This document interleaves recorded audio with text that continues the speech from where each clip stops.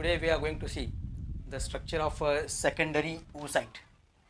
Last time we have seen the process of oogenesis, and in that we have seen how does the formation of primary follicles occur, from primary follicles secondary follicles, and from secondary follicles how does the ovum takes place, and plus how three polar bodies are formed. Today we are going to learn about structure of secondary follicles. So we should know that these secondary follicles, which is present in the process of oogenesis, or which is formed inside the structure of ovary of a female, so these secondary follicles is a egg which is liberated from ovary and which forms a secondary oocyte. So what is secondary follicles? It is an egg liberated from ovary. So secondary follicle is an egg. It is an egg liberated from it is the egg liberated from ovary. It is the egg liberated from ovary in secondary oocyte stage. In a secondary oocyte stage. So what do you mean by secondary oocyte? It is an egg which is liberated, or which comes out from the structure of ovary and form secondary oocyte. So in which is the stage of that egg? It is a secondary oocytes. म्हणजे ज्यावेळेस हा secondary oocyte ओव्हरीच्या स्ट्रक्चरमधून बाहेर पडतो 14व्या दिवशी, तर तिची जी stage असेल त्याला खरं म्हणजे म्हणायचं आहे सेकंडरी oocyte. हे लक्षात ठेवायचं. After that this secondary oocyte is a unfertilized egg. How is this egg? It is unfertilized. So it is unfertilized egg. Unfertilized egg म्हणजे काय? फर्टिलायझेशन झालंच नाही. जोपर्यंत हा सेकंडरी फॉलिकल्स फॅलोपियन ट्यूब मध्ये जात नाही, एम्प्युला मध्ये जात नाही, जोपर्यंत स्पर्मच्या संगत त्याचं युनियन होत नाही, तोपर्यंत तो कसा असेल? अनफर्टिलाइज्ड एग असेल. आणि मग हा जो एग असेल याची जी साईज आहे, फॉर एक्झाम्पल हा तो एग आहे, किंवा त्याला म्हणायचं सेकंडरी फॉलिकल और secondary oocyte.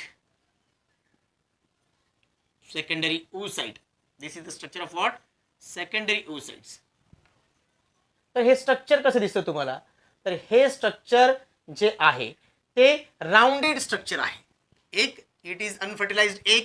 Second, it is rounded. Rounded म्हणजे काय? गोल आकाराचा दिसतो पूर्णपणे तुम्हाला.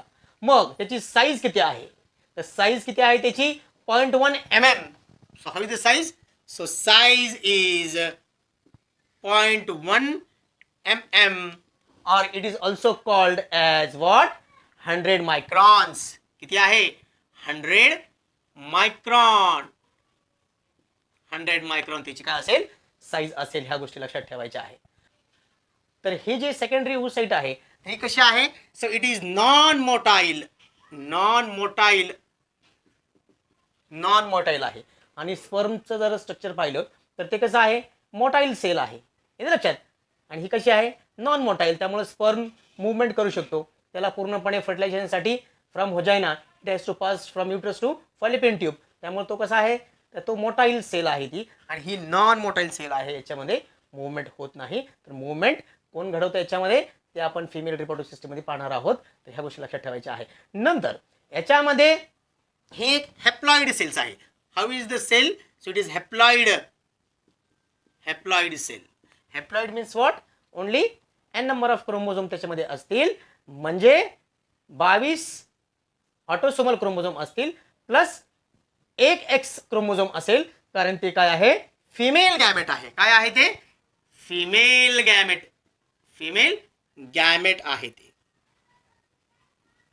So it is non motile haploid cells plus female gamete.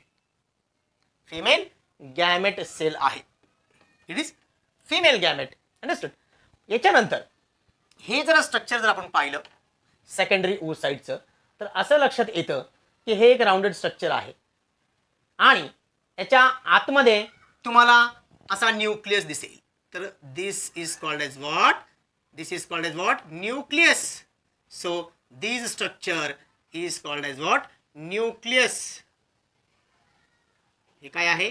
Nucleus आहे. ह्या गोष्टी लक्षात ठेवायच्या आहे. तर न्यूक्लियस कसा आहे? लार्ज आहे. कसा आहे? लार्ज आहे.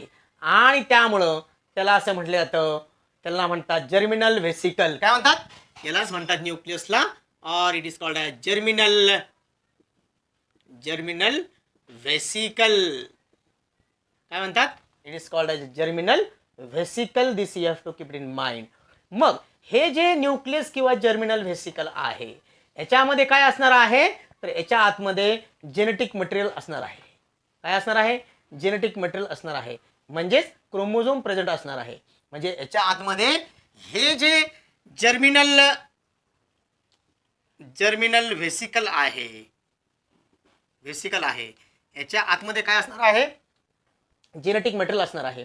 आणि ते जेनेटिक मटेरियल जे असेल तर ते काय असेल मग? तर ते असेल 22 क्रोमोझोम प्लस 1x क्रोमोझोम त्याच्यामध्ये असेल.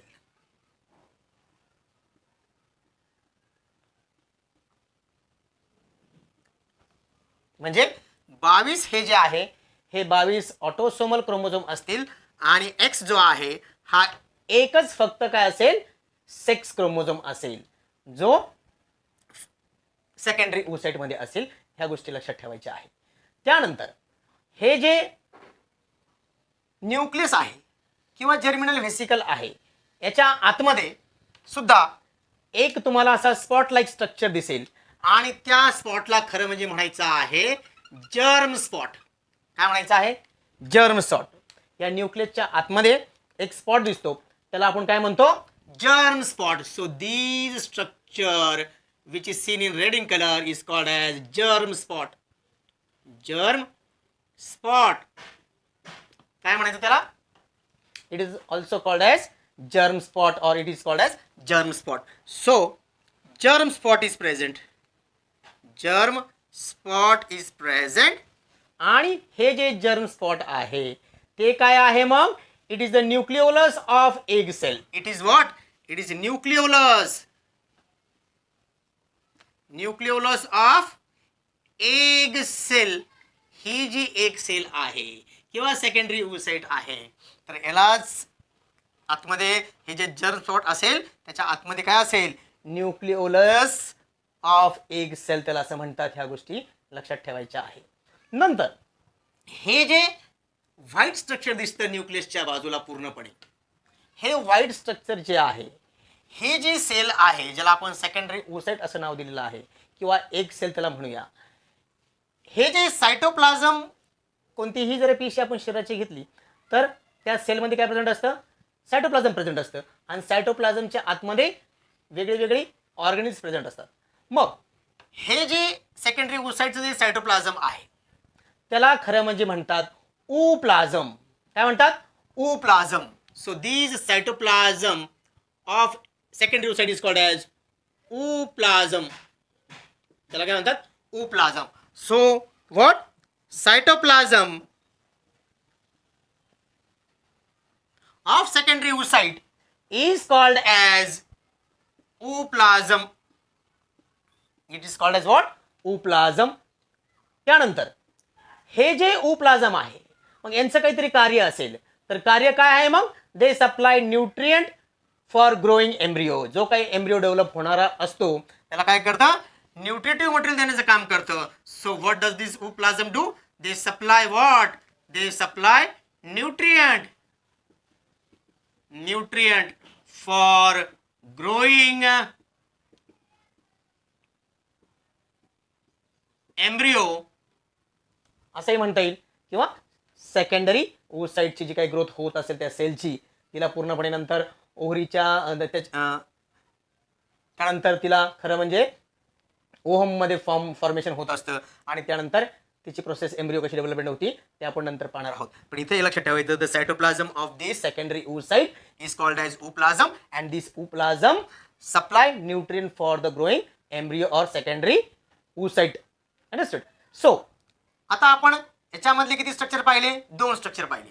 हा एक स्ट्रक्चर पाहिला आणि हा दुसरा स्ट्रक्चर पाहिलं, त्याचं नाव आहे ओप्लाझम.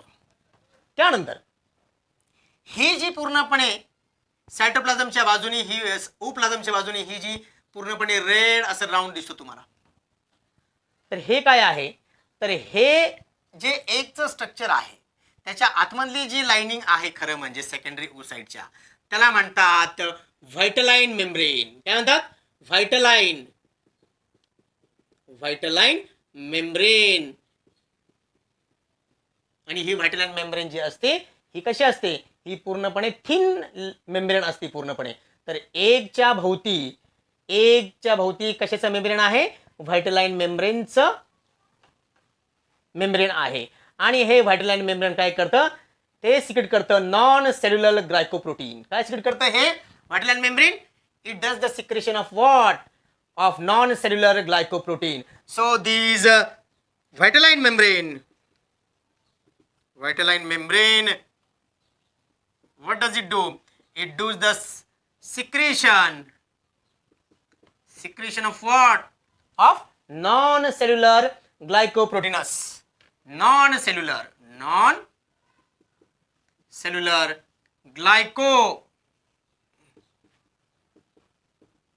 glycoproteinous material is secreted by this व्हायटलाइन membrane.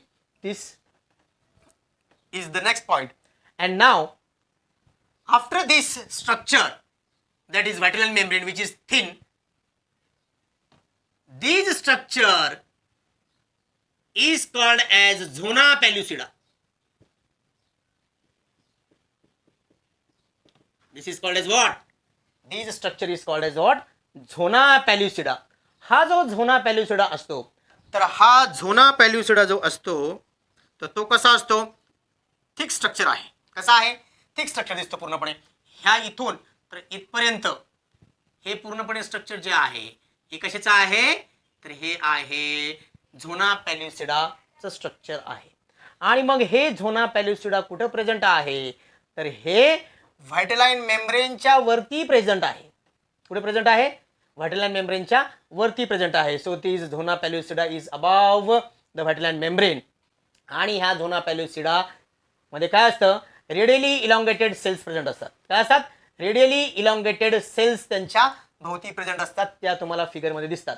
Elongated cells आहे तर त्या कशातून डिराइव्ह झालेल्या आहे? त्या डिराइव्ह झालेल्या आहे ग्रॅन्युलोसा सेल्स पासून. आणि त्या झोना पॅल्युसिडाला अटॅच राहतात. इथे अटॅचमेंट दिसतात की नाही या सेलच्या? तर ह्या सेल्स अटॅच का राहिल्या? कारण तिथं एक केमिकल सिक्रेट होतं आणि त्याला म्हटलेलं आहे हायलोयुरॅनिक ॲसिड किंवा त्याला म्हणतात म्युकोपॉलिसॅचराइड. त्याच्यामुळे ते काय करतात? अटॅचमेंट त्यांची राहत असते. कोणत्या सेल्सची? तर ह्या ग्रॅन्युलोसा सेल्सची. ह्या गोष्टी लक्षात ठेवायच्या आहे. तर याच्यामध्ये काय प्रेझेंट असतात? इथं ग्रॅन्युलोसा सेल्स प्रेझेंट असतात. आणि त्या अटॅच राहतात झोना पॅल्युसिडाला. कशामुळे? हायलोयुरॅनिक ॲसिडमुळं किंवा त्याला म्हटलेलं आहे म्युकोपॉलिसॅचराइड. ह्या गोष्टी लक्षात ठेवायच्या आहे. आणि मग ह्या ज्या इलॉंगेटेड सेल्स आहे याला आपण काय म्हटलेलं आहे? काय म्हणतो आपण? त्या इलॉंगेटेड ज्या सेल्स दिसतात तुम्हाला झोना पॅल्युसिडाच्या वरती पूर्णपणे त्याला म्हणतात करोना रेडिएटा. त्याला काय म्हणतात? सो दीज सेल्स रेडिएटा,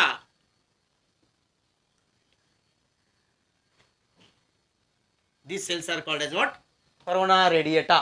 ह्या सेल्स फॉर्म होतात त्या इलॉंगेट सेल्स पासून. म्हणजे ह्या गोष्टी लक्षात ठेवायच्या आहे. मग हे जे करोना रेडिएटा नावाची जे काही लेयर आहे, हे करोना रेडिएटा जो आहे, करोना रेडिएटा हे ज्या सेल्स आहे ह्या सुद्धा किती लेयर असतात? They are 2 to 3 layers. How many layers? 2 to 3 layers त्यांच्यामध्ये असतात. So they are 2 to 3 layers. ह्या किती लेयर असतील? 2 ते 3 लेयर. ही एक लेयर झाली, ही दुसरी लेयर झाली, तिसरी लेयर झाली, अशा 3 लेअरमध्ये त्या प्रेझेंट असतात, 2 किंवा 3 लेअरमध्ये प्रेझेंट असतात.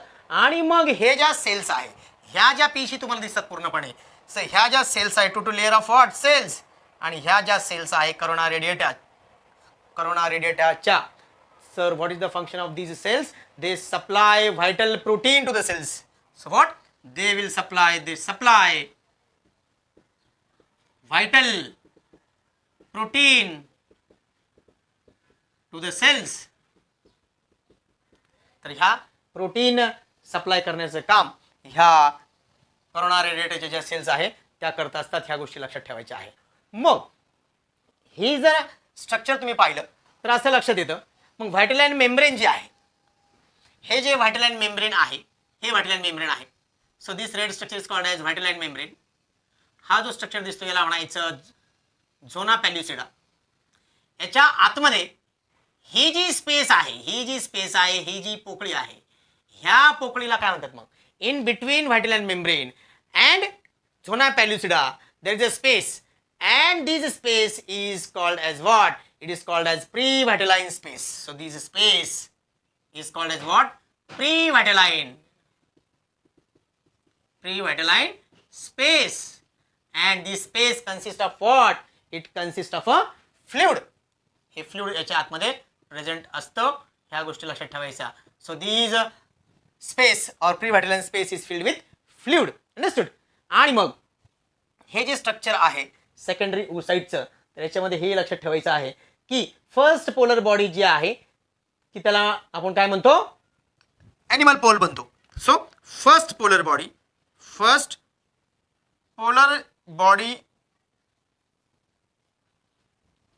जी आहे त्याला आपण काय म्हणतो? किंवा first polar body is present at what? At animal pole वरती प्रेझेंट असते ती पूर्णपणे. So first polar body is called as animal pole. आणि जी काही ऑपोजिट साइड आहे, so it is called as what? So it is called as vegetal pole. This you have to keep it in mind. So ह्याच्यामध्ये काय आहे? मग first polar बॉडीला काय म्हणायचं? ॲनिमल पोल म्हणायचं. आणि ऑपोजिट साइडचं जी बाजू असेल तर त्याला काय म्हणायचं? त्याला म्हणायचं vegetal pole. Animal pole and vegetal pole of what? Secondary oocyte. आणि मग ही जी सेकंडरी oocyte आहे किंवा त्याच्या आतमध्ये हा जो काही एकचा जो टाईप आहे खरं म्हणजे, तर हा कोणत्या टाईपचा असतो? मायक्रोलिसिथल टाईपचा असतो. कोणत्या टाईपचा असतो? Microlecithal. Microlecithal means what? What do mean by microlecithal? तर मायक्रोलिसिथल खरं म्हणजे it consist of small amount of yolk. याच्या आतमध्ये स्मॉल अमाऊंट असतं. Small amount of what? Yolk. YOLK yolk. Yolk म्हणजे काय? फॅट्स पार्ट आहे. एखादा अंडा आपण जर घेतलं तर त्याच्या आतमध्ये एक व्हाईट मॅटर निघतं आणि दुसरं जे मॅटर असतं त्याला आपण म्हणतो yellow matter. White matter is called as protein and yellow matter is called as yolk. आणि योक जे असतं ते काय असतं? फॅट्स असते. ह्या गोष्टी लक्षात ठेवायच्या आहे. So in this way we have completed structure of secondary oocyte. The question may come, write short notes on secondary oocytes or draw neat and label diagram of secondary oocytes. आणि यानंतर हे जे पॉईंट आहे secondary oocyteचा तो आपण complete केलेला आहे. Thank you very much.